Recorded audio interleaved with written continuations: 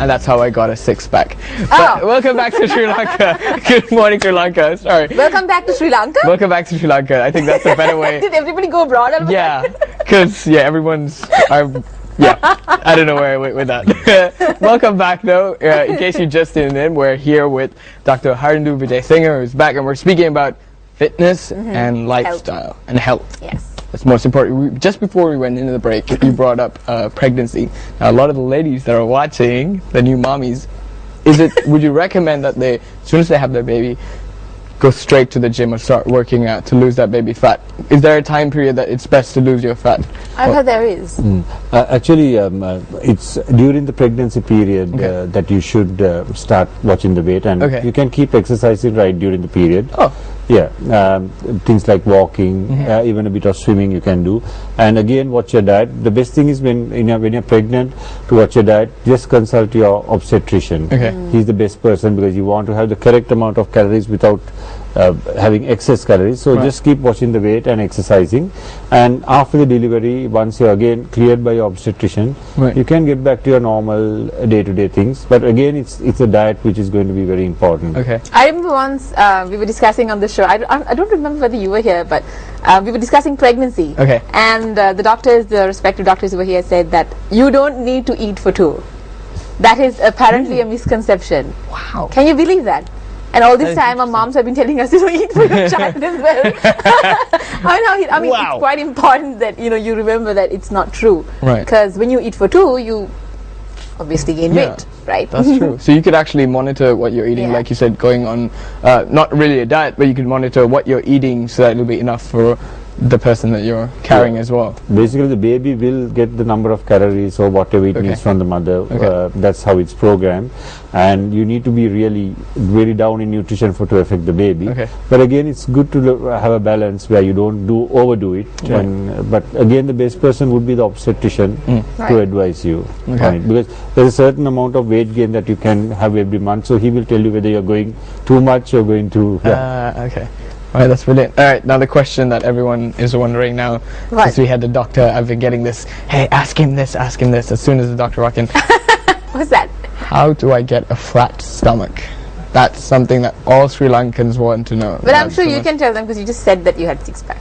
That was a long story. You guys came in at the wrong moment and you heard it. But yes, how do we get a flat stomach? This is the flat stomach is one of the most difficult things to get. And why is it the most difficult things to get? Is it because during it's very hard to lose fat in the waist area?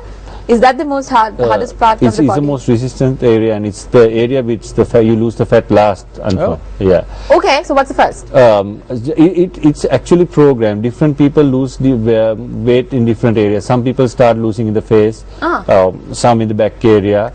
But generally that stomach area seems to be the last area to go. And the thing about losing the stomach fat is you have to lose fat overall. You can't just, it's called spot. You can't lose spot losing. There's a term. Now, if I keep exercising this arm, I won't lose fat in my arm. A spot losing meaning you focus on one spot in the body. You can't focus exercise on one point and lose in that point. So doing stomachs again is doing curls is again pointless because it won't lose your stomach fat. So you see a lot of commercials with people doing with very flat stomachs. But believe me, they have not got it by doing those exercises. They have done it by the hard way. The hard way is diet. Plus a program to lose all your body fat, gender toning. And then once you have lost the body fat, the six-pack unfortunately seems to be genetic, and some people can achieve it. Yes. And some people cannot? No, some people cannot get a six-pack. It seems to have a certain genetic component for a six-pack. But you can get a very nice fat stomach just by following the normal fitness routine, and if you follow it up. But eating healthy is very important overall. I mean, eating healthy is the number one thing, followed by exercise. But it's quite interesting that you said that there is no spot losing. Yes. It's quite interesting because, like you said, there are so many exercise machines out there which will be focused on only one part of the body. So I think when we speak about exercises, we talk about full body exercise, and that has the greatest benefit in losing weight and for general health, because you work several muscle groups at the same time and you burn more. So rather than doing one exercise, your time is much better spent on doing those. Yeah, so exercise is like a full body workout, but the misconception in Sri Lanka is that, hey, let's go to the gym, you think you're going to lose weight, but they're just going there to pump iron, like to gain muscle. Would you lose weight if you go to the gym and just pump iron pretty much in your weekly schedule? Actually, weight training or resistance training is a very big part of losing weight.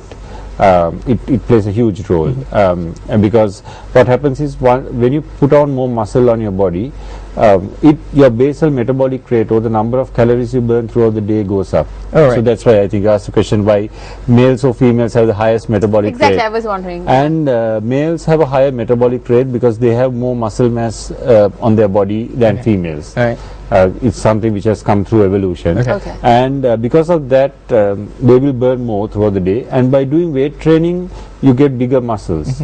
So sometimes you may not lose weight, but you do lose more body fat on your body. But there's one misconception: you can't lose weight and build up muscle both at the same time. You're going to gain a bit of fat when you bulk up. Yes, that's true.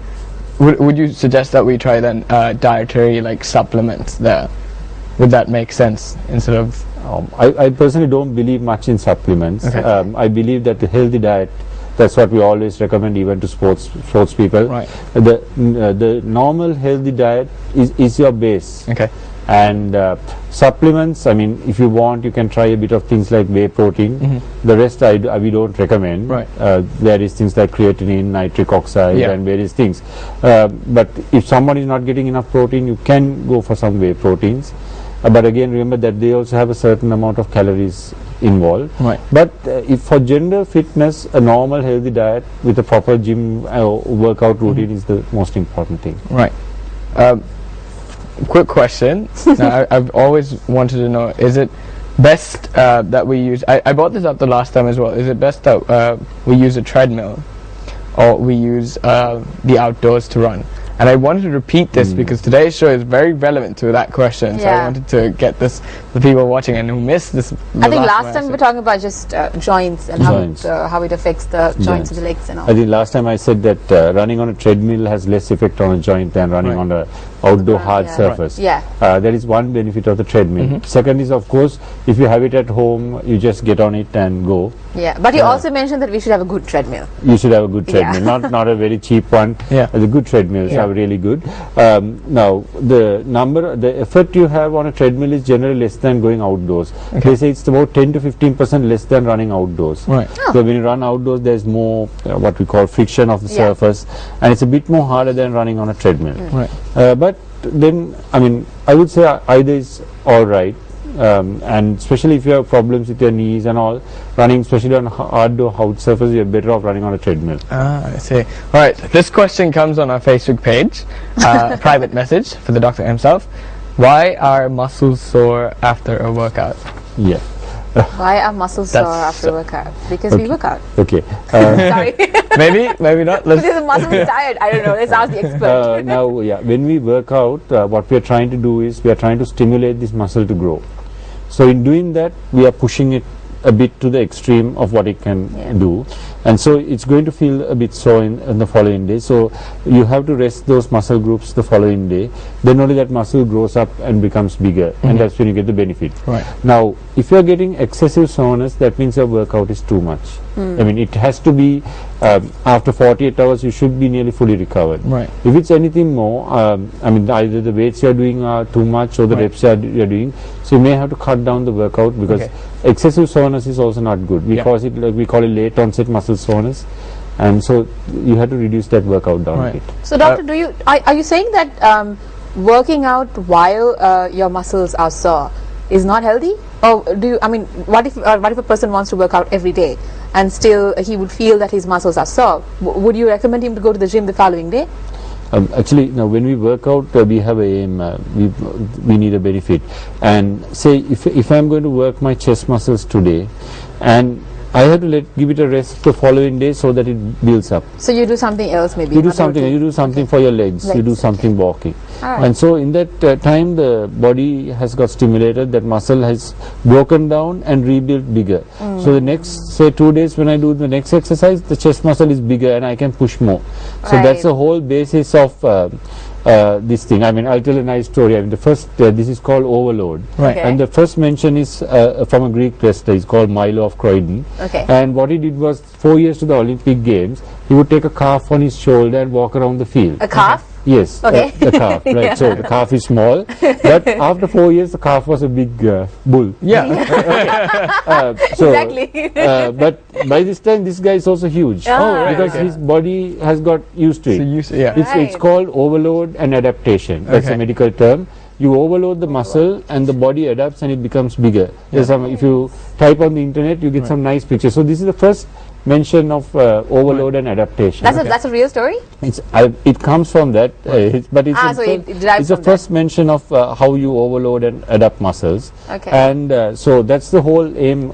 We have a aim when we exercise. Yeah. So just going blindly and doing every day won't give you a health benefit. It will just drive you to the ground and give you injuries. Yeah, so you recommend to give the muscle a rest and focus on a different part of the body the next day if you're going out to work. Because I'm really glad you said this, because there is a misconception out there that if you work out every day, then the pain will just go away. Yeah. No, you don't work through pain. I mean, there are various things. They will say no pain, no gain. Like the movie. No pun intended. But I mean, it has to be done in a scientific and systemic method. Now there are different workouts. If you do a full body workout, you will rest the following day and then do another full body workout the next day, because your whole body is sore. So, but if you're targeting groups, now some people just do legs on one day, the chest on the other day, so then you can keep doing every day. So it depends on how you're targeting. But you can't do chest today, chest tomorrow, chest the day after, right? Then there's no Doesn't make use in sense, doing yeah. that. On that note, I believe we have a video that's about to be put on. Why don't we take a look at this, and we'll be back with more of The Good Doctor.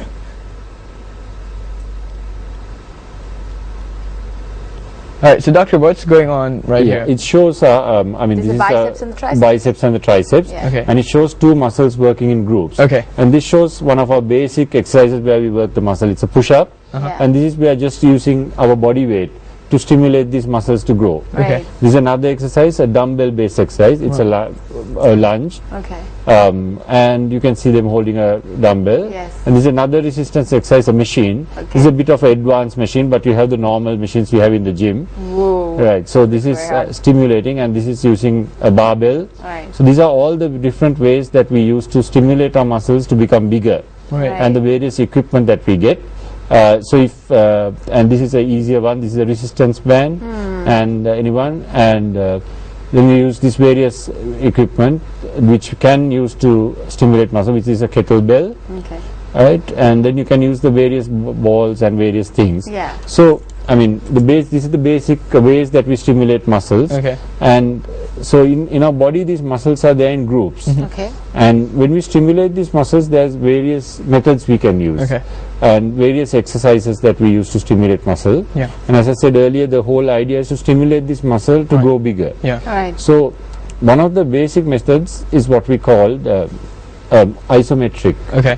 where the muscle is not moving. Right. And as the video comes up, you will see one of those isometric exercises. All right. And if you see this, now here this person is contracting the biceps, but the joint is not moving. Okay. So this is what we call an isometric contraction. Okay. So that if you can just keep your arm and press, you can feel the biceps tightening, Right. but the muscle is not moving. Right. So this is one of the exercises we use, and we use this in a lot of joint problems in the initial stages to strengthen muscles.